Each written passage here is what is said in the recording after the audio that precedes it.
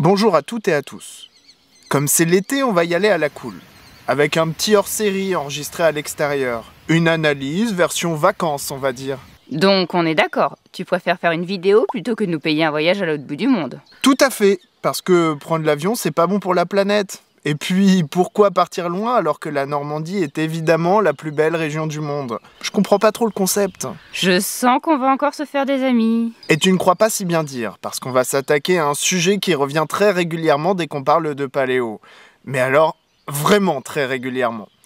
Et comme on n'arrête pas de me demander ce que j'en pense, je vais y répondre une fois pour toutes et on gagne tous du temps comme ça. Hein. Allez, générique.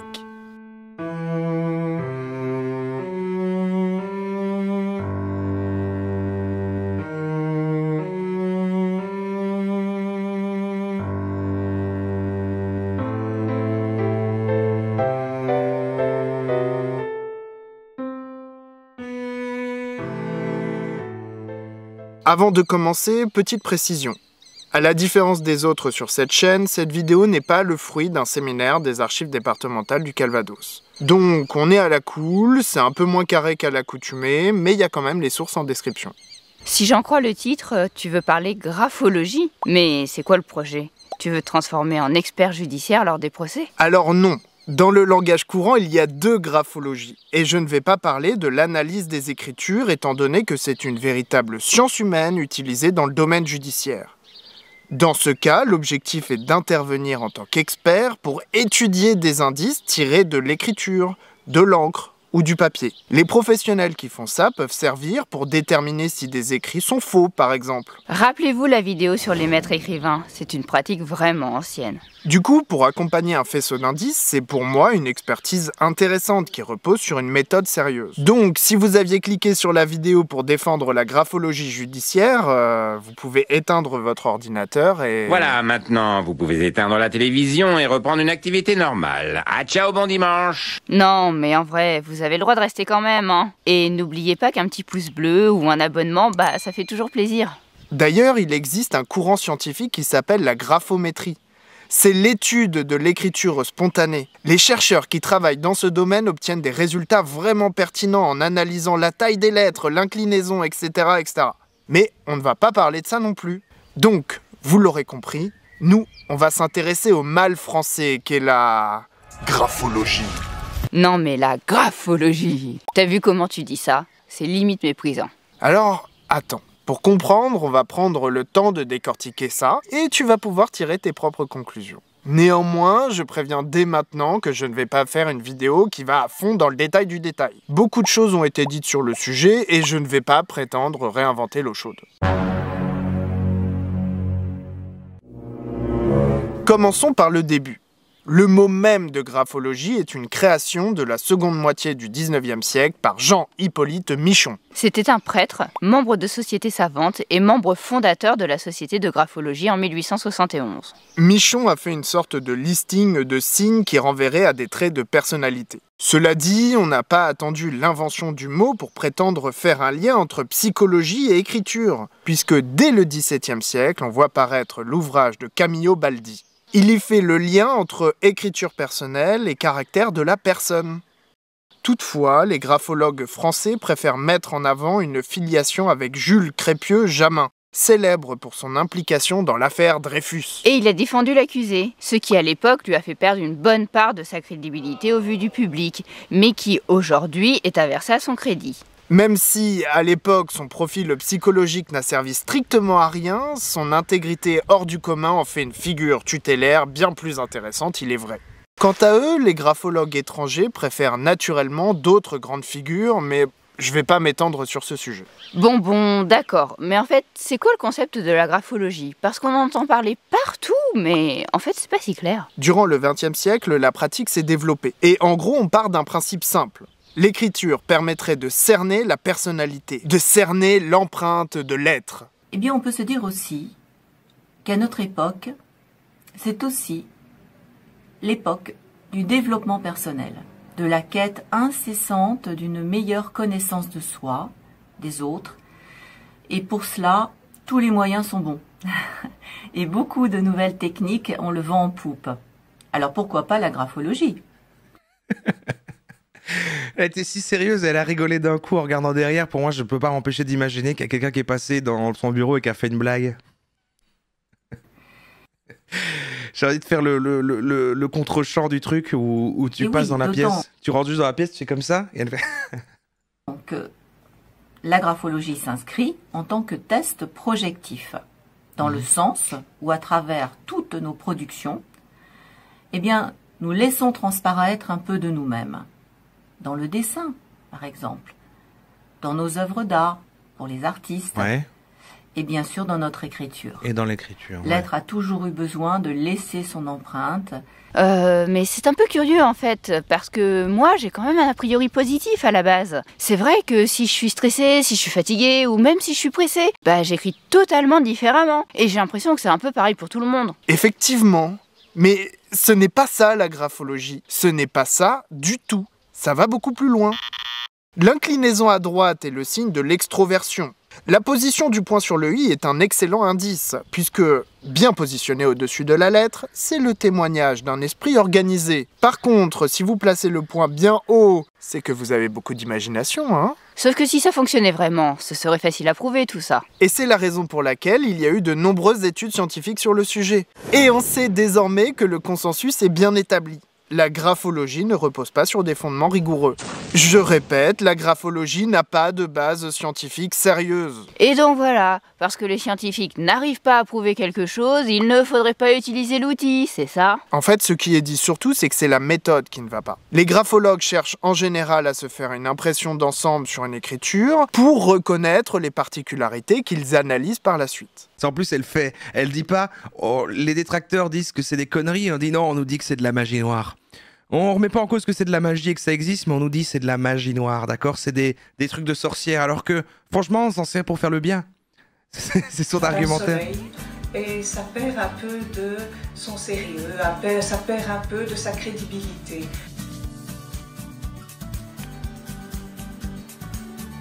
Ici, j'ai deux écritures sous les yeux que je découvre pour la première fois.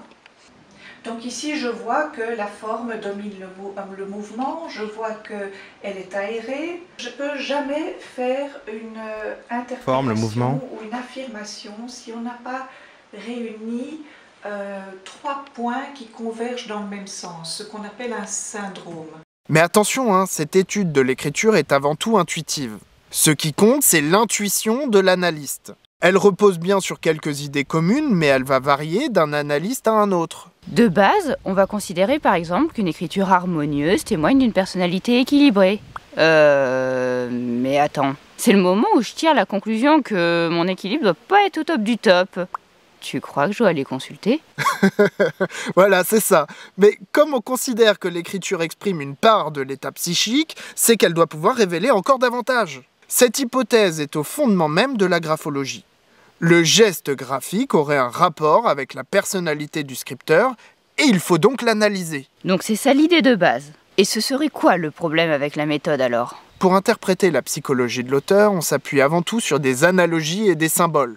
Si cela pourrait paraître logique, on ne se pose pas vraiment la question de savoir si ces interprétations révèlent vraiment quelque chose. C'est tellement évident qu'il n'y a pas besoin de vérifier. Pourtant, vous mettez 5 graphologues différents sur un même texte et vous aurez 5 analyses totalement différentes. Et il va être difficile d'en tirer quoi que ce soit d'exploitable. Ça me fait vraiment penser à l'astrologie, telle qu'elle est décrite par Serge Brett-Morel sur sa chaîne Astrocept. D'une certaine manière, oui. D'ailleurs, allez voir sa chaîne, parce qu'on parle souvent bien mal de l'astrologie, même quand on entend la critiquer. Et comme pour l'astrologie, je pense qu'on peut dire que la graphologie marche trop bien pour être crédible. Je m'explique. On ne prend jamais la peine de vérifier si les analogies fonctionnent véritablement. Et quand on est pris à défaut, on trouve un prétexte quelconque qui montre que l'analyse était parfaitement bonne en fait. C'est juste qu'on avait oublié de prendre en compte la conjonction de Mars en Saturne, ou les hampes surdéveloppées qui témoignent évidemment d'une personnalité artistique et un petit peu dégonflée. Et puis, après tout, est-ce qu'on n'est pas tous un petit peu différents ? Est-ce qu'on peut vraiment tirer des conclusions sur l'esprit humain, hein ? N'est-ce pas trop complexe ? Et quelque chose me dit que Freud n'est pas très loin. Zug oder Schwellzug, Klammer, am deutlichsten in dem Worte bald, dritte Zeile von unten, Klammer zu, haben Sie? Ja. Registriert die pathologisch starke Sexualität dieses Trieb. Menschen. Évidemment, on trouve un caractère psychanalytique très marqué, mais ce n'est pas le principal. Ce que je retiens surtout, c'est que la méthode employée refuse essentiellement l'empirisme. En un mot, la graphologie n'est pas une science. Elle n'appartient pas au domaine de la psychologie humaine. Et elle a produit des dégâts. Des dégâts, comme tu y vas. Ça paraît pourtant bien inoffensif. Tu as raison, cela paraît sans danger. Un simple amusement qui repose essentiellement sur l'effet Barnum, en disant des choses qui correspondent à tout le monde, avec un petit saupoudrage de voyance. Cher Lion, il faudra trouver la juste mesure, le bon équilibre entre soumission et domination. Ça se joue dans votre sphère professionnelle, mais aussi au sein de votre foyer. C'est vous, n'est-ce pas? Vous vous reconnaissez bien, hein? Ça a été écrit pour vous. Enfin, disons que ça donne bien l'impression d'avoir été écrit pour vous. Car le problème, c'est que votre tante aussi s'y reconnaîtrait, votre voisin sûrement aussi, puis même moi. En réalité, tout le monde se reconnaît dans un discours aussi flou. C'est le propre de l'effet Barnum. Mais bon, qu'est-ce que ça peut faire si on raconte n'importe quoi sur l'écriture de Shakespeare ou de Léonard de Vinci? Après tout, ils ne sont pas là pour se défendre. Sauf que la graphologie a été introduite pour des thérapies et dans les entreprises pour aider lors des recrutements. Tu parles au passé, mais les études semblent faire ressortir que les techniques de graphologie étaient utilisées dans plus d'un tiers des entreprises françaises, il y a peu encore. Un tiers! Et tu as raison. Toutefois, c'est désormais illégal, sauf justification pertinente. Le recours, notamment à l'astrologie, la graphologie ou la numérologie est interdit, sauf justification pertinente. J'ignore ce qui pourrait constituer une justification pertinente pour utiliser la graphologie légalement. Sauf peut-être pour entrer dans le service RH d'un cabinet de graphologie. Et sinon, je vois pas bien en fait. Et ça n'empêche pas de nombreux graphologues de proposer encore leurs services dans le cadre de recrutement. Peut-être qu'à l'origine, c'était pas pour ça. On dirait qu'aujourd'hui, ça s'est accroché au milieu du travail, quoi. Qui est donc le dernier milieu qui a accepté, ouais, ok. Ça va, on Il reprend. existe deux possibilités. Le recrutement peut s'effectuer soit par vous-même, soit par votre chargé de recrutement. Votre choix final se fera à partir des entretiens avec les candidats et peut-être même à partir des résultats des tests psychotechniques. Soit vous pourrez confier la mission de recrutement à un cabinet. Dans les deux cas, la réussite de la mission de recrutement est primordiale. S'apercevoir pendant la période d'intégration que le candidat ne répond pas au profil et aux attentes est un constat préjudiciable pour votre équipe. Le graphotest se définit comme un test psycho-professionnel et est un... Ces petits zooms, c'est incroyable. C'est les codes de YouTube. Ouais, beaucoup de... Oui, grapho est placé devant tout, ouais. C'est un peu... Ouais. Oui, un peu comme BAT, quoi.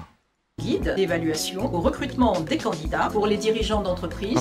T'appelles les graphologues, t'allumes le graphosignal, il y a des graphologues qui arrivent dans les graphomobiles. Les décisionnaires, conçus comme une aide à la décision. C'est bel et bien une spécificité française, alors qu'ailleurs en Europe, ça touche à peine 2 à 8% des entreprises.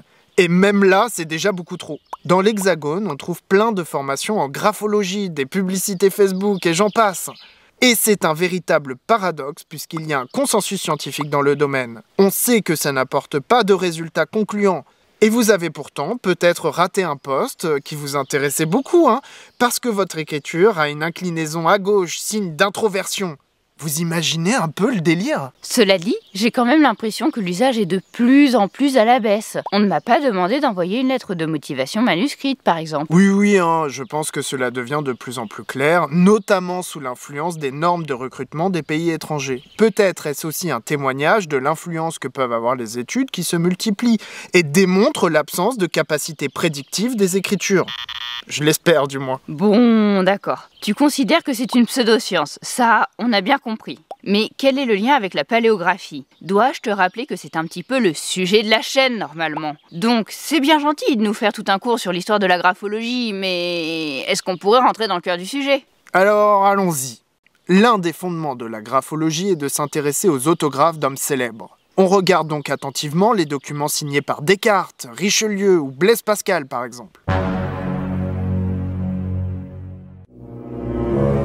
Pour Descartes, je me suis amusé à aller consulter sa correspondance qui est disponible en belle quantité. Et il a bien une écriture petite et fine. Ça dépend par rapport à quelle autre écriture on pourrait comparer, mais j'en ai vu pas mal et ok, on peut dire que ça marche. Quant à dire qu'elle est sinueuse, ouais ok si on veut, il y a des S sinueux quoi. Par contre, affirmer qu'elle est inégale de dimension et de direction... Elle est aussi organisée et parfois monotone. Voilà. c'est une écriture quoi. Quand on écrit une lettre en général, on essaie que ça ressemble à quelque chose. Elle est pâteuse. Eh ben, je voudrais bien le voir écrire avec une plume d'oie. J'ai déjà essayé et franchement, c'est pas si simple qu'il n'y paraît. Petite voix, c'est pas le sujet. Mais bon, quand on en est là, toutes ces banalités nous permettent de conclure que c'était un homme qui souriait peu. Bien évidemment! Bien évidemment! Bien évidemment! Tu comprends quelque chose, toi, Samuel, hein? Évidemment, il était aussi très calme, très réfléchi, il affectionnait les plaisirs simples de la vie, ne variait que peu le rythme de son existence. Tiens, moi qui avais compris que son écriture était inégale de direction. Bon, on n'est pas à une contradiction près. Et comme Descartes a marqué les mathématiques, pourquoi se priver d'affirmer qu'il est, je cite, un passionné de type méthodique? Et on peut en tartiner des tonnes et des tonnes. De toute façon, ça coûte pas cher. Mais moi, j'ai juste envie de dire, source? Quelles sont les sources? Imaginons que tout cela soit vrai. Ça doit être prouvable, non? Hein? Petite voix. D'habitude, là, tu réagis à ce moment-là. Et il y a un truc dans le script. Non, mais on avait dit une vidéo courte. Courte! Là, ça n'a rien de court. Il me semble qu'on avait dit que moins de 2 heures, c'est court. Non? T'es sûr? Oh bon, allez, on enchaîne. Et alors, pour Richelieu, je ne sais pas sur quel texte il se base. Parce que c'est vraiment pas évident. On a bien quelques traces de sa plume de ci de là, mais il reste difficile de lui attribuer formellement. Parce qu'on trouve surtout des lettres rédigées par ses nombreux secrétaires. Et histoire de faciliter les choses, on sait aussi que ces secrétaires imitaient l'écriture du cardinal. C'est un fait connu. Mais du coup, ça complique légèrement la donne. Autrement dit, on peut même se demander si l'analyse de l'écriture ne repose pas, dans ce cas, sur l'écriture d'un secrétaire de Richelieu, qui imiterait Richelieu. C'est complètement méta cette affaire, d'où l'intérêt de citer ses sources quand on entend parler histoire. Du coup, on est content d'apprendre qu'il a une écriture, je cite, vibrante, légèrement montante, liée à hyperliée. Bon. Nourrie, inégale de proportion et de direction, organisée, combinée, dextrogire, par moments pâteuse, lancée, compliquée, sautillante avec quelques rebours et des mouvements régressifs. Et là, paf, on peut tirer la conclusion qui va bien avec une analyse psychologique à la sauce petite voix. Richelieu était un homme fait d'un seul bloc qui ne composait jamais et voulait toujours imposer sa loi. Très orgueilleux, il n'était pas vaniteux, mais ses convictions lui collaient à la peau. Sauf que son écriture se rencontre par petites touches dans des notes ajoutées à la fin de lettres. Et voilà, enfin hyper lié, bon, si on veut. Mais pâteuse, ouais, j'aurais pas dit ça personnellement, enfin pas plus que ça, hein. Il dit qu'elle est compliquée aussi. Peut-on définir compliqué, s'il vous plaît? Je vois rien de compliqué dans ces quelques lignes. C'est même assez commun pour l'époque. Bon, naturellement, cette écriture serait également sautillante. Non mais sérieux, on fait quoi avec cette analyse? Comment voulez-vous qu'on en tire quoi que ce soit de sérieux? C'est juste une écriture humanistique basique et attendue, à l'image de celle de Mazarin par exemple.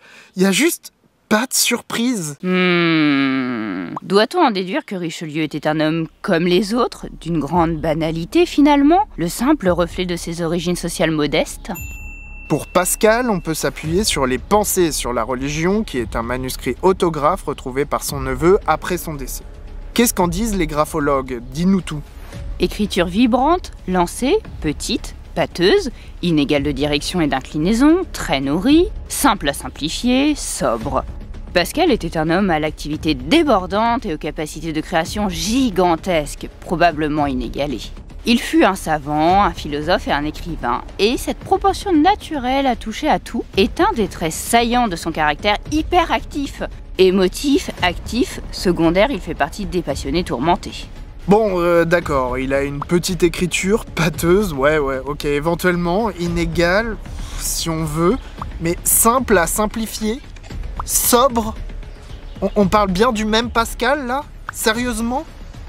Puis bon, ça ne mange pas de pain que de préciser qu'il avait une activité débordante, hein. Et la capacité de création gigantesque, alors on en parle parce que ce ne serait pas une référence à sa machine à calculer? Probablement, oui. Appelée Pascaline, il s'agit de la première calculette, si on veut. Elle est capable d'effectuer des additions et des soustractions. Bon, ça a été un flop commercial total, mais c'était ingénieux. Cela dit, ce serait tellement intéressant si la graphologie pouvait nous apprendre quelque chose qu'on ne savait pas déjà et qu'on arriverait à vérifier ensuite. Là, il y aurait un véritable exploit. Non mais je trouve ça hyper important que les gens n'aient pas le sentiment de regarder cette vidéo pour rien. Ils auront au moins appris que Pascal est un passionné tourmenté. Le problème qui vaut autant pour les analyses graphologiques de Descartes, Richelieu ou Pascal est le même que pour tout autre personnage historique connu. Les graphologues ne font que ressortir ce qu'ils pensent savoir du personnage. Et ça marche particulièrement bien pour le lecteur, qui a lui-même des idées reçues sur ses personnages. Et comme ça vient confirmer ce qu'on pense déjà savoir... Ça a été vraiment très rapide, donc il n'est pas resté longtemps. L'essentiel, c'est que ça valide. Voilà, l'essentiel, c'est que ça valide ce qu'on sait déjà. Pourquoi aller vérifier le fondement scientifique? Ça prend du temps, tout ça, alors que c'est forcément vrai. On sait, c'est facile, non? En plus, il suffit de lire une biographie ou deux, et c'est réglé, on peut pondre une super analyse graphologique. Un véritable jeu d'enfant. Ah, ça me fait penser à un échange lunaire que Jean-François Viel a eu il y a quelques années avec une graphologue espagnole. Ne me demandez pas ce que le cofondateur de paléoenligne.fr faisait sur un groupe espagnol, j'en sais rien, mais toujours est-il qu'il était là-bas.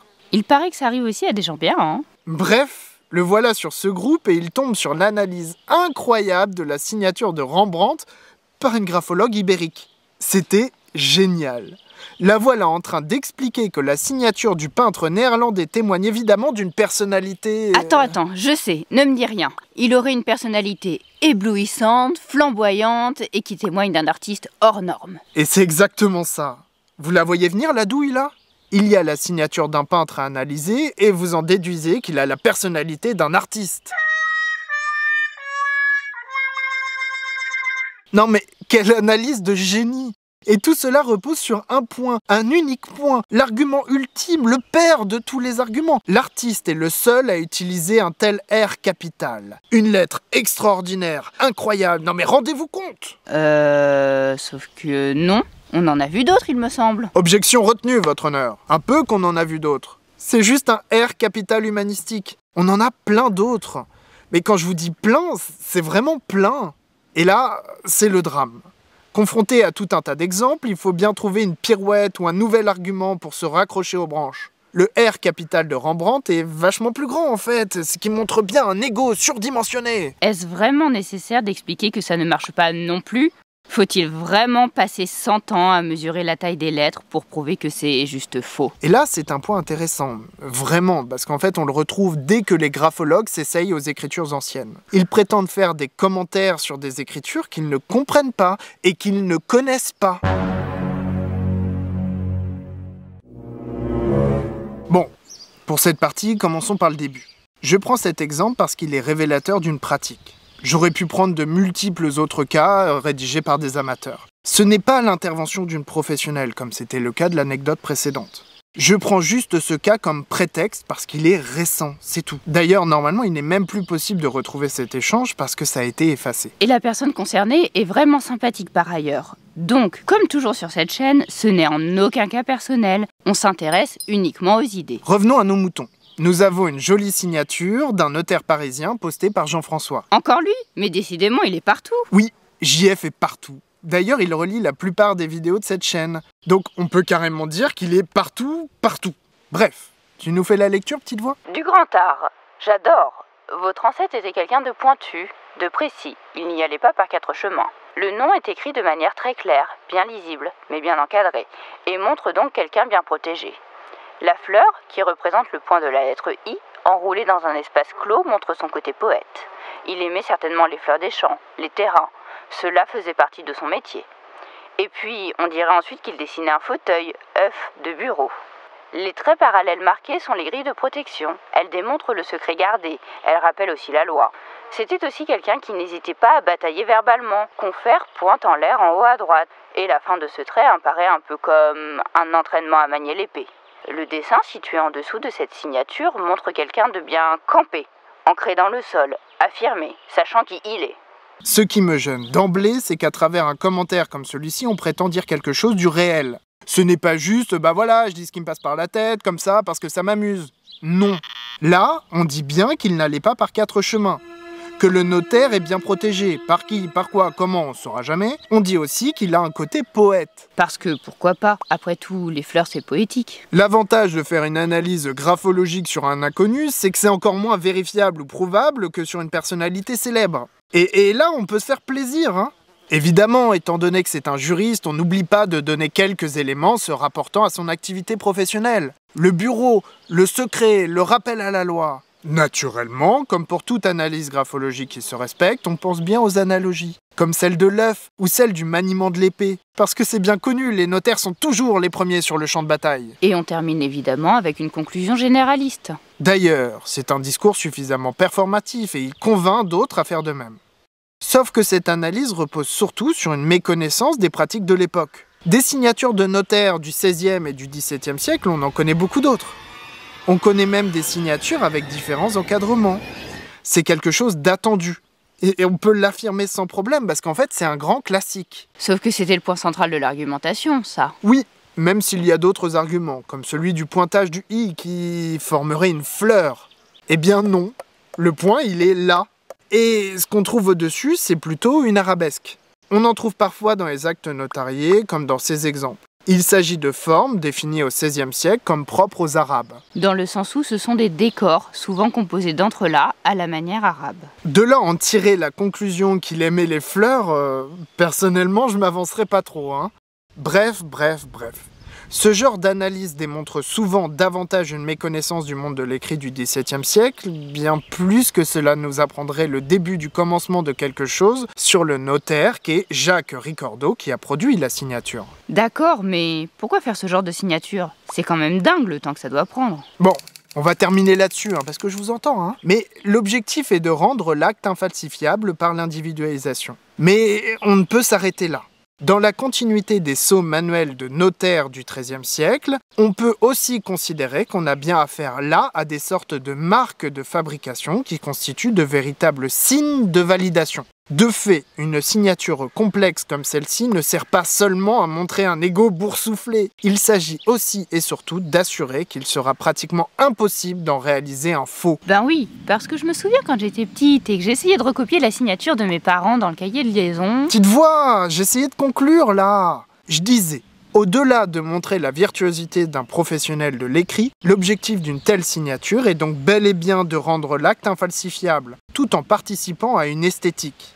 Voilà un peu ce qu'on avait à dire sur la graphologie, de ses fondements jusqu'à l'utilisation hasardeuse en paléographie. J'en profite parce que j'adore digresser, mais surtout parce qu'on insiste généralement assez peu sur ce point et il est vraiment important pour nous que vous vous abonniez à la chaîne YouTube. Non seulement ça nous encourage, mais tous les commentaires et les mentions j'aime aussi. Et oui, la petite voix a raison, c'est vraiment essentiel pour permettre à cette chaîne de se développer et ça coûte pas un rond. Tipeuses, tipeurs, futures tipeuses et futurs tipeurs, on se retrouve à la rentrée.